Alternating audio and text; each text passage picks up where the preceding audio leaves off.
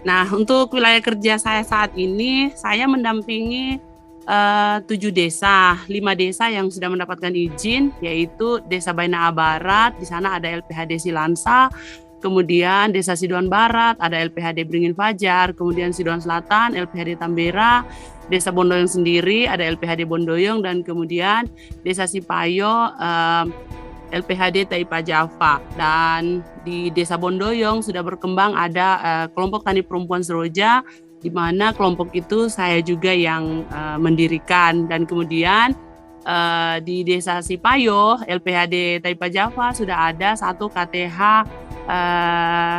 limbah lestari yang kegiatannya budidaya lebah madu. Dan saat ini kami masih menunggu tanggapan dari pihak kementerian. Ada 2 desa yang sedang dalam proses pengusulan, yaitu Desa Dongkas dan Desa Ogo Alas. Nah, 5 desa yang saya dampingi itu sudah mendapatkan izin. Yang pertama Bondoyong di tahun 2018 dan menyusul 4 desa selanjutnya karena adanya perhutanan sosial di Bondoyong, sehingga yang 4 desa kemudian menyusul untuk minta difasilitasi. Nah, kemudian setelah itu 2 desa selanjutnya lagi minta untuk difasilitasi. Sebenarnya banyak sih desa yang minta untuk difasilitasi, cuman saya memiliki keterbatasan, sangat sulit untuk menjangkau kalau semuanya harus kita terima permohonannya kepala desa. Nah, jadi saat ini yang bisa saya cover masih sebatas 7 desa. Ini aktivitas saya sebagian kecil ya. Yang pertama itu memfasilitasi pertemuan kelompok. Kemudian dalam komunikasi dengan pemerintah desa juga saya harus tetap aktif, karena memang untuk membantu masyarakat membangun komunikasi dengan pemerintah desa itu memang ternyata butuh pendamping. Kemudian saya juga tidak sungkan-sungkan, karena memang saya orang kampung ya Mbak Tami ya, memang tinggal di kampung. Kami turun langsung pengangkutan bibit, pemuatan di KPH tuh atau di BPDA, saya turun langsung mengangkut, memuat, menurunkan lagi ke masyarakat. Itu menjadi bagian dari kegiatan saya juga. Nah, kemudian itu foto yang terakhir tuh kami di objek wisata Wibing, Batu Merah di Desa Sidoan Barat, dan alhamdulillah kemarin mereka mendapat fasilitas di FIP 2 yang dari BUPSA. Saya di sini mau menyampaikan pengalaman saya itu sesuai dengan apa yang kami alami di lapangan, karena memang saya pelaku langsung, bukan orang instansi. Jadi memang benar-benar apa yang terjadi di lapangan bukan sebuah angan-angan, bukan sebuah rencana yang dibahas di meja bersama atau apa, tapi ini langsung yang saya alami dan saya laksanakan di lapangan. Nah, kalau untuk terkait pandangan saya terkait perhutanan sosial yang sekarang ini, yang pertama, masyarakat itu lebih bijak dalam melindungi ruang penghidupan mereka, dan kemudian bagaimana mereka juga sangat bijaksana untuk menjaga, karena mereka memang bergantung dengan kawasan hutan. Nah, saya sebagai pendamping dulu memang sedikit agak menakut-nakuti masyarakat. Maksudnya menakut-nakutnya dalam tanda kutip ya Bapak Ibu, bahwa begini, saya mengatakan pada mereka melalui program perhutanan sosial sebenarnya pemerintah mau menguji kita. Benar enggak? Yang merusak hutan selama ini bukan masyarakat tetapi korporasi. Nah, jadi kita harus membuktikan lewat perhutanan sosial, karena selama ini korporasi yang merusak hutan tetapi nama masyarakat yang buruk, karena tanpa kita sadari, karena kekurang pahaman kita, boleh dikata kita agak bodoh, kita menandatangani kelompok-kelompok yang dibentuk untuk bisa mendapatkan izin HTI dan lain sebagainya. Nah, kemudian yang kedua, melalui perhutanan sosial itu pelibatan masyarakat terhadap kepada masyarakat dalam pengelolaan kawasan itu sangat luar biasa. Nah, di sini masyarakat setelah mendapatkan izin melalui perhutanan sosial, mereka benar-benar diberikan kekuasaan penuh dengan catatan bahwa mereka hanya bisa mengelola tanpa bisa memiliki.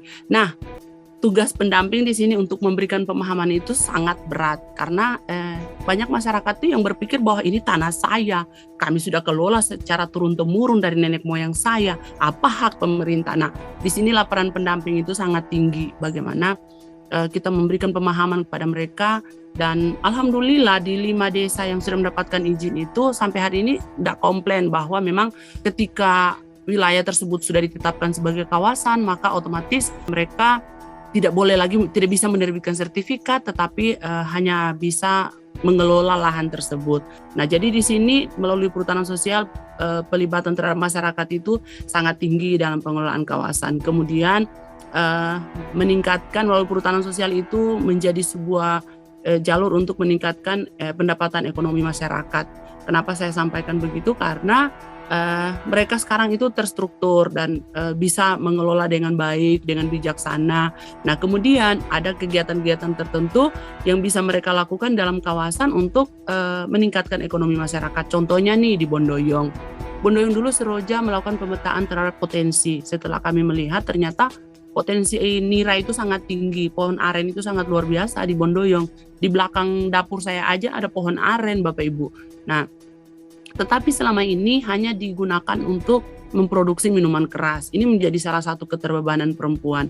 Nah, jadi melalui kelompok tani perempuan Seroja, kami mengusulkan melalui program FIP 2 untuk pembuatan gula aren. Karena memang betul-betul di wilayah kami di sini tidak ada yang mau, karena menurut mereka itu ribet. Nah, tetapi kami mencoba menunjukkan kepada masyarakat bahwa memproduksi gula aren itu memiliki nilai-nilai positif dibandingkan diproduksi menjadi minuman keras. Nah, kemudian di Desa Sipayo, salah satu desa dampingan saya, sudah ada budidaya lebah madu di sana. Nah, itu sangat luar biasa. Kemarin tuh saya ke sana, saya lihat kelompok itu memproduksi madu itu sangat luar biasa dan penjualannya sangat lancar, dan ini memang menurut salah satu contoh bahwa melalui program perhutanan sosial ketika dikelola dengan baik, maka itu dapat menjadi salah satu peluang untuk meningkatkan ekonomi masyarakat. Nah, kemudian juga di Desa Sidoan Barat, LPHD Beringin Fajar, beberapa waktu kemarin mereka mendapatkan program FIP 2 untuk jasa lingkungan, objek wisata Wibing. Itu tadi yang dokumentasinya saya sempat ke sana, jalan kaki. Nah, itu yang kemarin itu hanya dilewati, hanya menjadi jalurnya masyarakat mengambil rotan. Sekarang itu sudah mulai ramai, karena maksudnya belum ada pengunjung, tapi ramai kelompok di sana berkegiatan karena mereka mendapat fasilitas untuk pembangunan aula, kemudian membuat gazebo-gazebo kecil dan membuka areal untuk persiapan perkemahan. Peningkatan ekonomi sebenarnya ada, besar peluangnya di perhutanan sosial. Tinggal bagaimana kita mendampingi masyarakatnya. Nah, kemudian masyarakat mengenali potensi yang ada di wilayah perhutanan sosial di desa mereka. Nah, kan ada identifikasi potensi ini. Mereka akhirnya tahu, wah ternyata di tempat kita rotan itu sekitar yang jenis ini ada sekitar 80.000 rumpun. Nah, yang ini ada yang segitu. Jadi identifikasinya itu luar biasa. Kami turun langsung, Mbak Tami. Nah, kemudian ada enggak, oh ini yang berpotensi rawan banjir, berarti kita harus mengusulkan bibit nih, kita harus melakukan penjagaan di sini, kita harus menambah jenis tanaman kayu-kayuan untuk mengantisipasi. Nah, jadi potensi mereka itu mereka tahu melalui perhutanan sosial. Seumur hayat saya itu saya belum pernah lihat tuh diidentifikasi apa aja sih yang ada di hutan sana. Nanti perhutanan sosial itu baru ada identifikasi potensi. Nah, kemudian terbangunnya hubungan yang baik dan sinergitas antara masyarakat dan pihak terkait. Ini yang luar biasa. Dulu tuh kalau melihat orang dinas kehutanan tuh matok-matok tuh masyarakat tunggu aja nanti ini kalau sampai macam-macam pasti dia pulang itu tinggal pakai ambulans nih. Nah, tetapi sekarang itu luar biasa karena sudah ada pemahaman yang bahwa pemerintah menurunkan program untuk menjaga hutan, tapi masyarakat itu wilayahnya ditetapkan sebagai kawasan, tetapi tidak menutup pintu usaha mereka, pintu kehidupan mereka. Nah, jadi sinergitas ini yang harus dicapai dulu untuk bisa membuat perhutanan sosial itu bisa berhasil. Kalau tidak ada kesepahaman, pola pikir antara pemerintah dan masyarakatnya, yakin mau perhutanan sosial apapun itu nggak bakalan berhasil. Jadi terbangunnya hubungan ini yang membuat semuanya ini bisa berjalan dengan baik. Kemudian masyarakat masih sangat bergantung. Nah, ini yang terjadi saat ini, Mbak Tami. Masyarakat tuh masih sangat tergantung dengan pendamping yang ada. Saya selain pegiat, akhirnya di Sud sudah tidak menempatkan pendamping lagi di 5 desa yang sudah mendapatkan izin. Saya yang merangkap di situ. Meskipun saya tidak mendapatkan SK ya, Mbak Tami. Kita kayak pahlawan tanpa tanda jasa nih. Nah, mereka sangat bergantung. Jadi PR pendamping itu sebenarnya sangat berat. Di pundak pendamping itu keberhasilan sebuah lembaga perhutanan sosial itu ada di pundak pendamping, Mbak Tami. Karena kenapa? Lembaga itu terkadang sama pemerintah desanya aja nggak connect. Nah, kalau nggak ada pendamping di situ bisa berabe, nggak bakalan berkembang juga. Nah, kemudian kalau pendampingnya nggak punya ide-ide inovasi-inovasi yang bisa membuat perseteruan bisa membangun kembali tali silaturahmi itu susah juga. Jadi memang peran pendamping itu sangat tinggi dan akhirnya mereka sangat bergantung. Dan sekarang memang bukannya saya keenakan, sebenarnya udah agak kelimpungan juga. Jadi saya bagaimana sih caranya untuk membuat mereka, akhirnya saya mencoba mendewasakan mereka.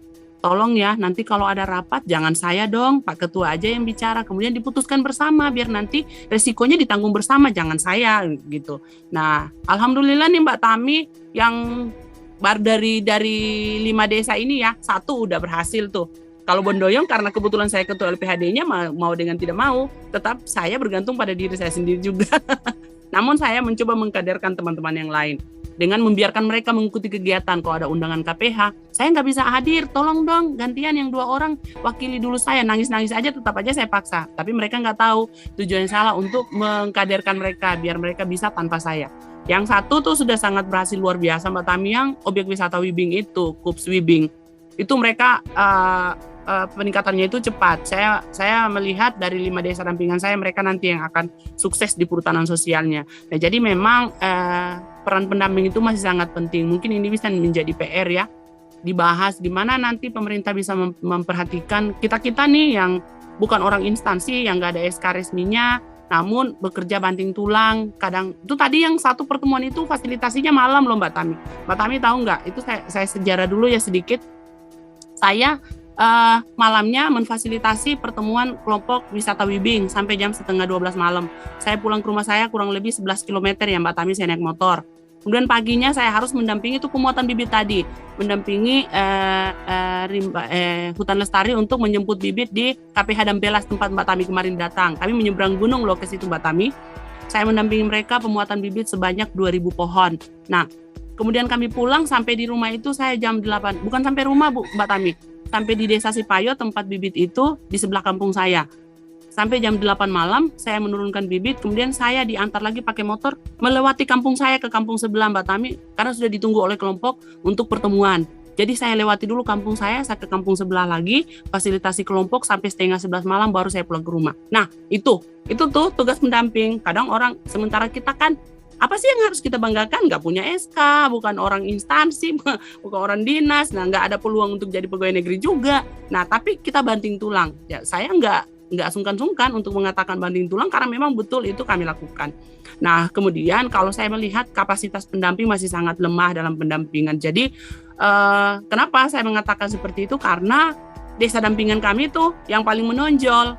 Nah, kemudian kami beberapa orang pendamping itu sering kelihatan kok kayak orang NGO tuh yang paling ini ya, yang paling banyak pengetahuannya, yang paling skillnya itu paling di atas dibandingkan teman-teman yang padahal sering dilatih tuh di dinas. Nah, jadi memang ini harus diperhatikan karena tanpa pendampingan mau seluruh Indonesia dikeluarkan izin perhutanan sosial, belum, tidak yakin saya akan berhasil karena mereka belajar dari apa yang saya alami. Itu terjadi. Nah, jadi mungkin itu yang terjadi sekarang. Sebentar bisa kita kupas lagi dalam diskusi. Nah, menurut saya nih perhutanan sosial yang akan datang. Kami di sini tuh memang setahu saya kan di perhutanan sosial itu yang harus dikuatkan adalah lembaganya, kemudian kawasannya, kemudian usaha. Jadi kalau yang saya lihat, kalau lembaganya kuat, kawasannya sudah terjaga, usahanya sudah berjalan, maka masyarakat akan sejahtera dan hutan akan lestari. Kuncinya itu yang akan datang. Nah, apakah ini sudah sempat dibahas juga di meja-meja pemerintah kita? Karena saya bukan orang pemerintahan, jadi saya nggak tahu. Nah, saya sebagai seorang pegiat, pendamping, menanyakan kira-kira ini sudah terbersih nggak? Nah, kalaupun kawasannya terjaga tapi lembaganya nggak kuat, yakin saya, meskipun lembaganya nggak bubar, tetapi nanti lembaga itu akan bekerja dengan korporasi untuk membuka lagi kegiatan illegal logging. Nah, sementara sekarang ini di wilayah ini sudah mampu meminimalisir kegiatan illegal logging. Apalagi seperti kemarin lembaga LPHD Bondoyong itu kuat, mampu menggulung kegiatan tambang ilegal yang katanya di backup oleh pejabat berbintang 3. Nah, pendamping berani enggak untuk melawan pejabat berbintang 3? Baru saya yang berani. Mana? Ayo kita berperkara. Saya mau lihat pejabat bintang 3-nya mampu tampil enggak. Nah, jadi ini yang harus dipikirkan untuk ke depan, untuk membuat perhutanan sosial itu jangan hanya sekarang, tapi sampai ke depannya itu benar-benar menjadi wadah bagi masyarakat untuk mengembangkan dirinya dalam mengelola hutan dan menjaga hutan sesuai dengan kearifan lokalnya, dan kemudian meningkatkan ekonominya dari hutan melalui program perhutanan sosial. Saya sangat berharap bukan hanya sekarang success story-nya, tapi sampai ke depannya akan lebih lagi meningkat.